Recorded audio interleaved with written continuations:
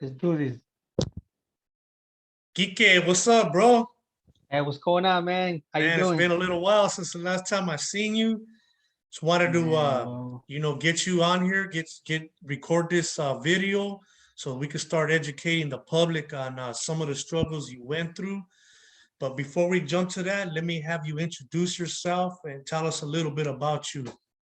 all right. Well, my name is Enrique Cristobal. I spent almost 2 decades in the prison system uh, for the crime I committed in attempted murder, gang related. And but in the process of that, man, I learned a lot about not just about myself, but I learned about what like the huge and important thing about education.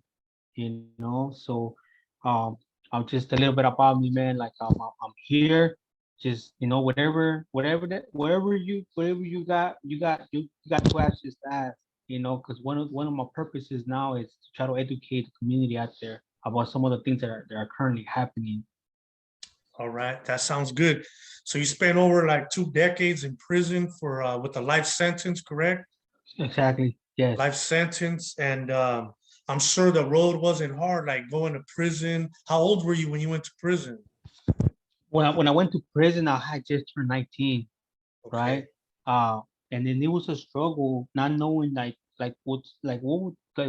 was up to next, right? I always knew that the gangs were there, but prison was a whole different monster. Mhm. And then what I seen there was just the system, which is keep investing or creating monsters, not education. And that's one of the things that I was like, even going in, there was a struggle for me to understand some of that, right? And today I clearly understand that this system, which is built to break a person, not to make a person, but it takes courage and it takes people and it takes a community to start educating you about some of the things you can change and some of the things you can achieve. Definitely, definitely. Education has also proven to be the number one tool to reduce recidivism. I know last time I looked at those numbers and they fluctuate a little bit, but it's roughly 68 to 73% that leave prison and recommit another felony within 3 years. So that's something that's not right. That's something that needs to Mhm. be addressed. So Yes. thank you for bringing up the educational part. That's something that we can do. We can educate our people, to let them know, like, just because you were incarcerated or just because you ran with a gang, just because you use drugs, just because you come from social economic status that the that has its challenges and has its struggles, doesn't mean that you have to stay stuck there. You have to stay in that cycle, or you have to be fed into a system that's destroying us as a people. So that's big, Exactly. man. Thank you for that. I want to get back to the prison. When so you get to prison, you're 19. I'm sure there's there's rules. You got the department, the correction rules, and then you have the inmate code, or the code of the yard. So, learning all these different things, 19 years old, that, I could just imagine the struggles that and challenges you went through. Yeah, man, like the I think it was just like a lot of overwhelming things were coming my way, right? You either gotta pick one side or you gotta pick a different side, you know. Mhm. Unfortunately I was caught up in not just the gangs outside, but I started with the prison politics, with the prisons that I had to follow. It's either you gotta follow something or you don't gotta follow nothing, right? And that was one thing that somebody told me before. It was like education is at the door when you come into the prison system, even for people, because it's better for them for you to stay as a as an animal than create something good. Because I believe people are good people, Mhm. but just not having education, not having understanding of the beliefs they came up with from home, and then the beliefs they picked up in the streets, and then coming into the prison system with a whole different beliefs and creating a whole mess of a person, right? Mhm. But the system is okay for putting in that. And I think like for me was it took a long time, and it took people to help me in the process of it, right? but it was something that changed my life.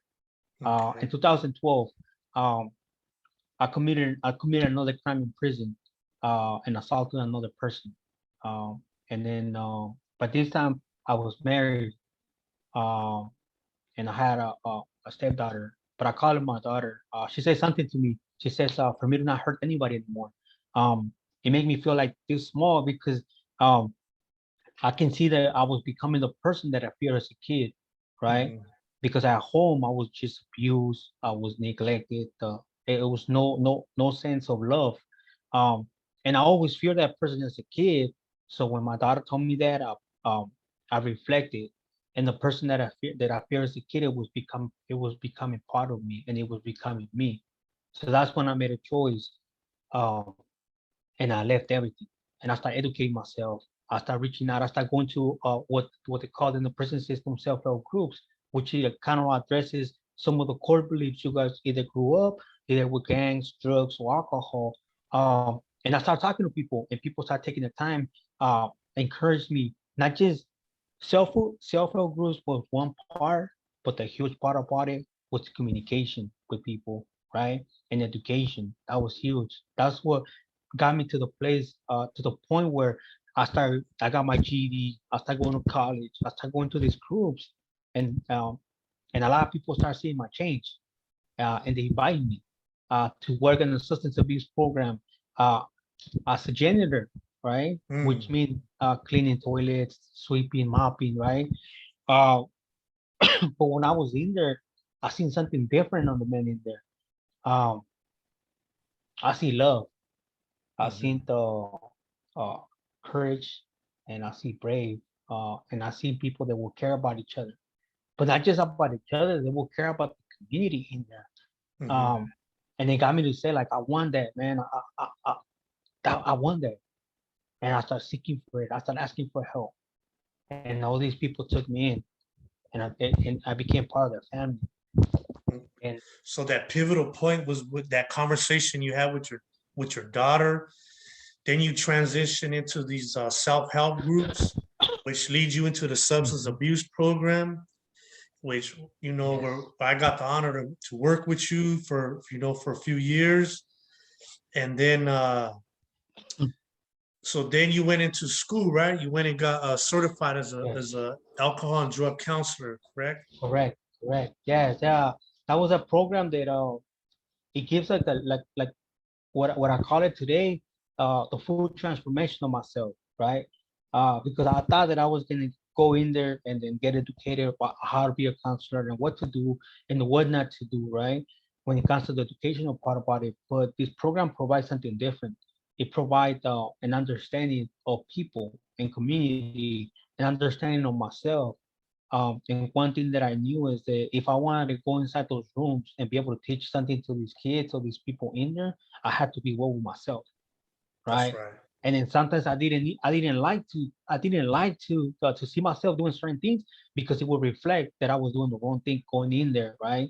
But it helped out because it developed my transformation, and I started seeking something different. I started reaching out to the community out there. I started sending letters to the kids. I started doing all these things besides uh the like working in the substance abuse program or facilitating groups after hours, right? And it was something that I always would reflect that I didn't want to see some of these kids come back into the prison system and be part of the system, right? And then I had uh, a big blast. I had thought that I was gonna die in prison. I thought that one day I was gonna go home, but it was gonna be not anytime soon. And I get a phone call on November 10th, 2020. Uh, my heart stopped when they said I had a phone call in the program office. Mm. Uh, because the only time you get a phone call in the program office is when it's bad news from your family. Mhm. Um, And all I told myself was like, let it not be my mom or my dad or my brother. Um, and when I walk inside the program office, I didn't even want to pick up the phone. Uh, but I noticed that the counselors, and the correction officers were like looking at me like, "What's wrong with this guy?" You know, but they couldn't understand that I have seen these in other people's when they get these phone calls. Um, but I got the phone, I answered it, and it was that uh the governor the governor secretary of Gavin Newsom um deliver a news that at that moment I couldn't quite understand, and I didn't believe it. Um, the words clemency came up. Uh, my brain wasn't registered. I was like, what is clemency means, right? And and they started laughing, and then she says that that means that it's an immediate release. Yeah. You're gonna get you're gonna go home in less than 10 days. The governor appreciates your help, but he understands your transformation. Uh, and I started crying because one thing that I might change, I never did it for that purpose, right? Mhm. But I always believed in Miss Mitchell.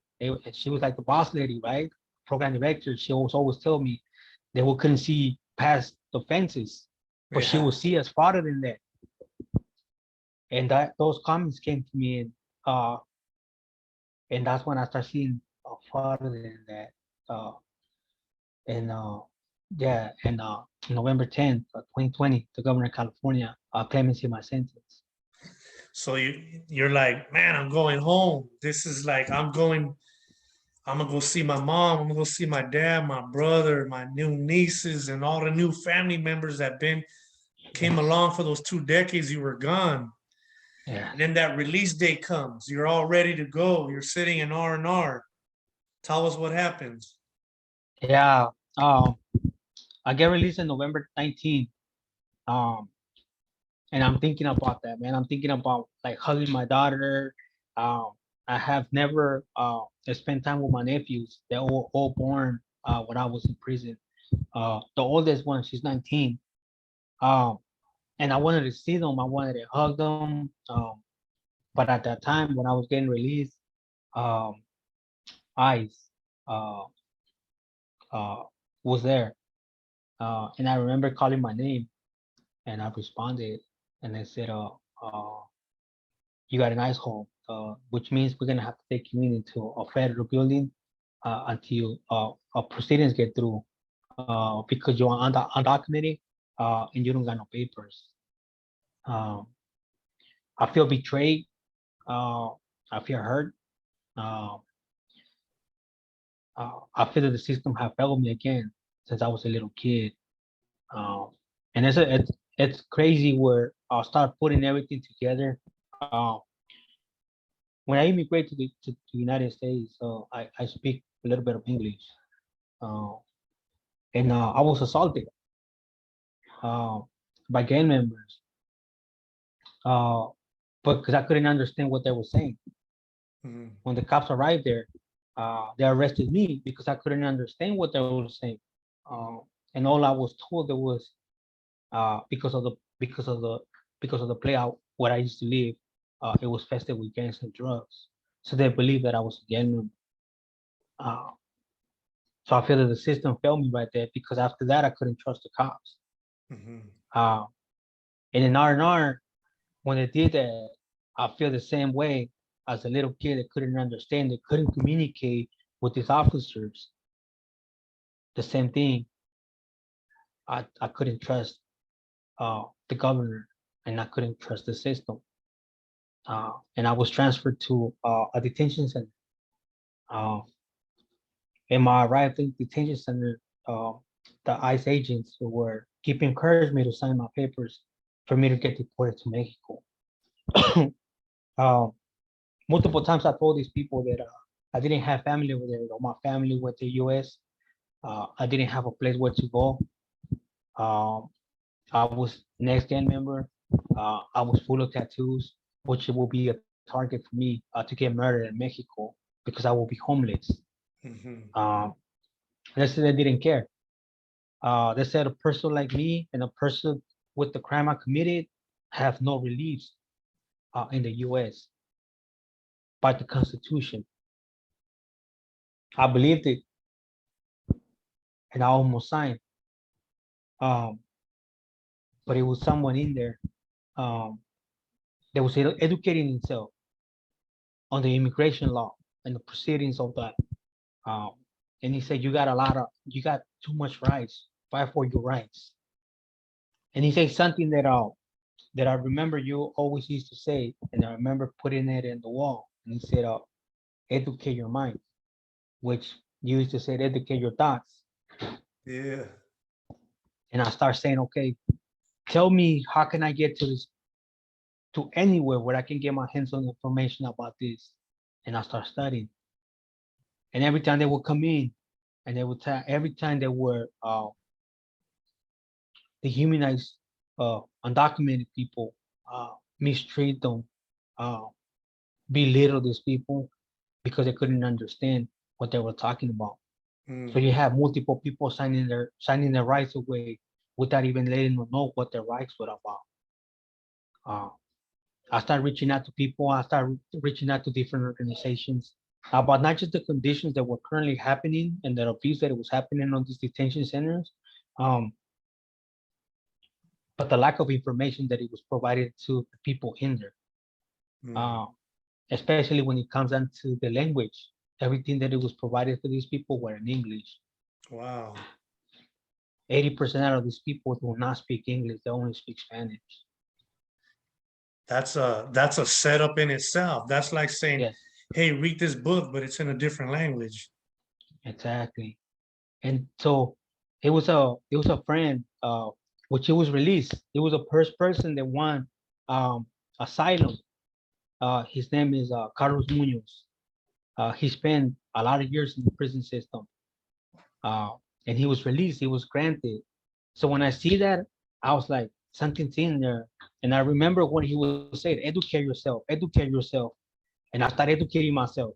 I started learning that even though you don't got no documents, you do got rights, Hmm. right? You can apply for different reliefs. You just gotta be able to educate yourself.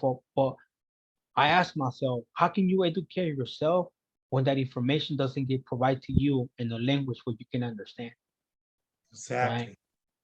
They leave these people in the limbo with not knowing what they do or how they do it, right? Uh, and every time, brother, they will ask me what was better, prison or detention center. And 100% I can tell you that detention centers are worse than prison. Mm. I should tell some of the organizers and my lawyers that at nighttime that's when you get to see uh, the people in there crying because they don't know how their families are doing. Uh, they got picked up on the streets. Probably their wives and kids are homeless because they couldn't pay the rent. Mm. Right? They were gonna get sent to a country that the potential of getting murdered. Right? They didn't get no information about anything. Sometimes they would come in the middle of the night, and if they would tell people to pack their stuff and they were leaving, people were scared until I find out that you could say no to things. Hmm. You don't have to follow what they're saying. You got the right to say no, right? You got the right to educate yourself. But a lot of people don't know because this information doesn't get provided to us.